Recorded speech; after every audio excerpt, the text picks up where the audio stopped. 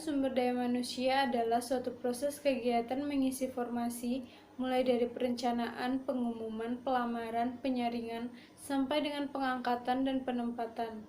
Pengadaan sumber daya manusia merupakan salah satu upaya dari pemanfaatan. Jadi, pengadaan di sini adalah upaya penemuan calon dari dalam organisasi maupun dari luar untuk mengisi jabatan yang memerlukan sumber daya manusia yang berkualitas. Pokok bahasan utama pada fungsi pengadaan adalah proses di mana penarikan, seleksi dan penempatan, orientasi dan induksi untuk mendapatkan karyawan yang efektif dan efisien, membantu tercapainya suatu tujuan perusahaan. Masalah pengadaan karyawan merupakan hal yang sulit dan rumit, karena karyawan adalah aset utama perusahaan yang menjadi perencana dan pelaku aktif dari setiap aktivitas organisasi. Mereka mempunyai pikiran, perasaan, keinginan, status, dan latar belakang pendidikan, usia, dan jenis kelamin yang heterogen yang dibawa ke dalam organisasi perusahaan. Karyawan bukan mesin, uang, dan material yang sifatnya pasif dan dapat dikuasai serta diatur sepenuhnya oleh perusahaan.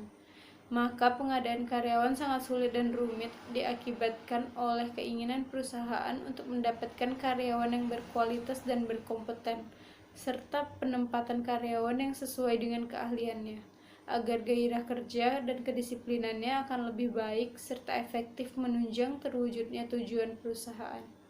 Assalamualaikum warahmatullahi wabarakatuh. Perkenalkan, nama saya Siti Nur Aini. NPM saya 1805 160094. Di sini saya akan menjelaskan tentang suatu definisi dari analisis jabatan.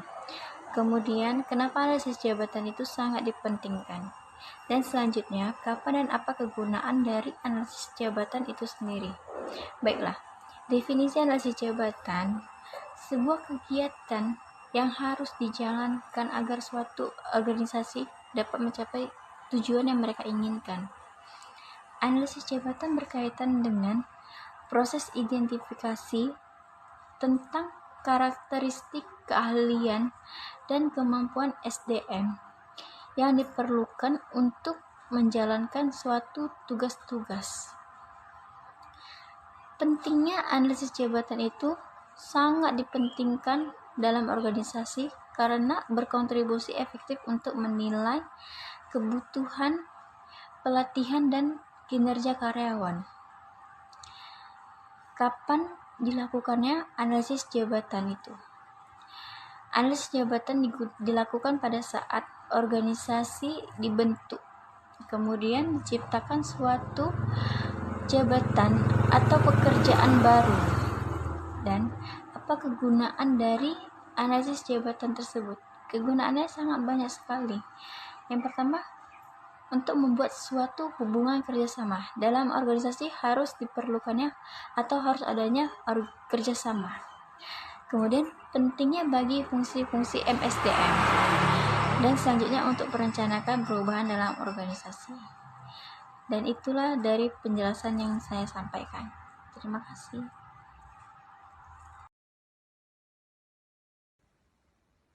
Assalamualaikum warahmatullahi wabarakatuh. Saya Indah Permatasari, NPM 1805 160105. Di sini saya akan menjelaskan mengenai job design atau perancangan kerja. Yang akan saya bahas ada pengertian dari job design, ada prinsip-prinsip dari job design, ada teknik-teknik dari job design. Nah, untuk pengertian dari job design merupakan suatu proses penentuan tugas-tugas yang akan dilaksanakan, metode-metode yang akan digunakan dalam melaksanakan tugas, serta bagaimana pekerjaan tersebut berkaitan dengan pekerjaan lain dalam organisasi. Selanjutnya, ada prinsip-prinsip dari job design. Ada beberapa prinsip dari job design. Yang pertama, pekerjaan melebihi batas. Kedua, pekerjaan tidak memenuhi batas. Ketiga, pengulangan. Keempat, keterbatasan kerja. Kelima, keterbatasan pengertian dari proses kerja. Yang keenam, jam kerja yang berlebihan. Dan yang ketujuh, penentuan dalam mengisi posisi yang kosong. Nah, yang terakhir ada teknik-teknik dari job design. Ada 3 teknik dari job design. Yang pertama, job rotation atau perputaran kerja.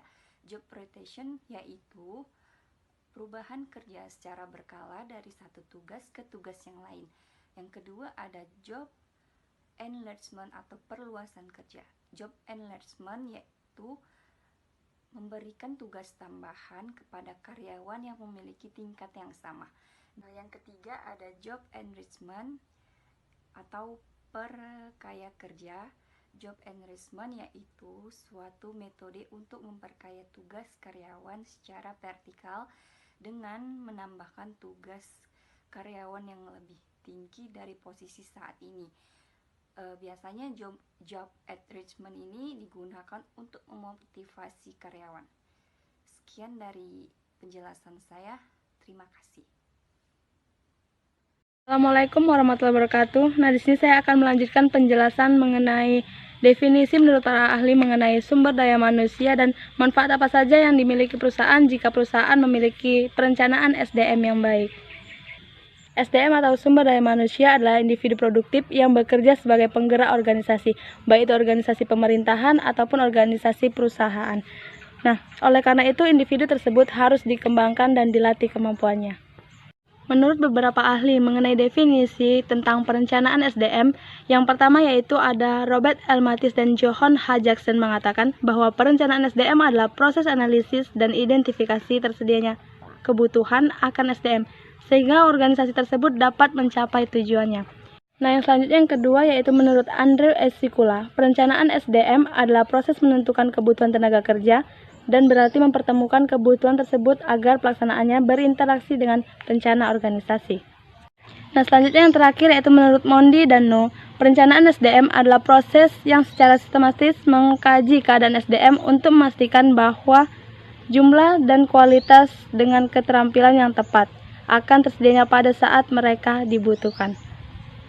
Nah, itulah tadi beberapa definisi mengenai perencanaan SDM menurut beberapa ahli. Nah, selanjutnya yaitu ada beberapa manfaat yang dimiliki perusahaan jika memiliki perencanaan SDM yang baik. Yang pertama yaitu membuat kinerja perusahaan menjadi efektif dan efisien. Artinya perusahaan akan berjalan dengan baik dengan personil dan jumlah karyawan yang produktif serta sesuai dengan kebutuhan. Manfaat yang kedua yaitu menimbulkan sikap positif terhadap karyawan. Artinya jika perusahaan memiliki perencanaan SDM yang baik, maka sikap positif terhadap karyawan akan dimiliki dalam setiap diri individu. Manfaat selanjutnya yaitu memperkuat posisi perusahaan dalam persaingan. Banyak perusahaan berlomba-lomba untuk menjadi yang paling unggul, tapi tidak semua perusahaan bisa mengungguli satu sama lain. Hal ini dikarenakan kompetensi setiap perusahaan itu berbeda-beda. Maka dari itu, setiap perusahaan berusaha untuk meningkatkan kompetensi perusahaan melalui perencanaan SDM yang baik. Nah, itulah tadi beberapa penjelasan mengenai definisi menurut beberapa ahli mengenai sumber daya manusia dan manfaat apa saja yang dimiliki perusahaan ketika kita memiliki perencanaan SDM yang baik. Demikian dari saya, Dwi Anindi. Terima kasih. Assalamualaikum warahmatullahi wabarakatuh. Assalamualaikum warahmatullahi wabarakatuh. Nama saya Dwi Utari Ramadhani, NPM saya 180561111. Saya kelas 6B Manajemen Pagi. Di sini saya akan menjawabkan pertanyaan soal UTS Manajemen Pengadaan. Saya akan menjawab pertanyaan nomor 5, yaitu dengan soal sebutkan definisi analisis kebutuhan SDM. Faktor-faktor apa yang menjadi pertimbangan dan jelaskan teknik-teknik perkiraan analisis kebutuhan SDM. Saya akan menjawab pertanyaan tentang definisi analisis kebutuhan SDM. Menurut Martoyo, pada tahun 1992 menyatakan bahwa analisis kebutuhan tenaga kerja adalah melakukan analisis terhadap kemampuan tenaga kerja yang sekarang ini untuk memenuhi kebutuhan karyawan. Dianalisis apakah tenaga kerja yang sekarang bisa diatur kembali dan dapat memenuhi kebutuhan atau tidak. Menurut Modiarta Utama pada tahun 2001, mengatakan bahwa analisis kebutuhan tenaga kerja adalah menghitung banyaknya tenaga kerja yang dibutuhkan berdasarkan beban kerja produksi akan diperoleh jumlah tenaga kerja yang sesuai untuk menyelesaikan beban produksi yang ditetapkan. Lanjut, saya akan menjawab pertanyaan tentang faktor-faktor apa yang menjadi pertimbangan. Faktor-faktor yang menjadi pertimbangan ada 3, yaitu 1. Perubahan lingkungan eksternal. Bentuk-bentuk perubahan lingkungan eksternal meliputi yaitu kondisi perekonomian makro, hukum politik dan sosial, ilmu pengetahuan dan teknologi, dan persaingan usaha. Yang kedua, perubahan lingkungan internal. Perubahan kondisi internal perusahaan meliputi yaitu perubahan kondisi perusahaan dan perubahan kondisi karyawan. Yang ketiga, persediaan karyawan. Faktor ini adalah kondisi tenaga kerja atau SDM yang dimiliki perusahaan sekarang dan prediksinya di masa depan yang berpengaruh pada permintaan tenaga baru. Lanjut, saya akan menjawab soal tentang teknik-teknik perkiraan kebutuhan SDM. Teknik perkiraan kebutuhan SDM meliputi perkiraan jangka pendek dan jangka panjang sebagai berikut. Yang pertama, pendekatan jangka pendek. Teknik perkiraan jangka pendek akan kebutuhan SDM didasarkan pada pertimbangan kebijakan perusahaan akan anggaran dan beban kerja serta analisis struktur perusahaan. Yang kedua, pendekatan jangka panjang. Teknik perkiraan jangka panjang terdiri atas analisis permintaan unit dan permintaan keorganisasian, pendapat pakar, analisis kecenderungan, analisis statistik, estimasi suplai internal, dan peramalan agregat. Dengan asumsi hampir semua sumber daya akan berubah. Sampai sini saya menjawab pertanyaan. Terima kasih. Apabila ada salah kata mohon dimaafkan. Assalamualaikum warahmatullahi wabarakatuh.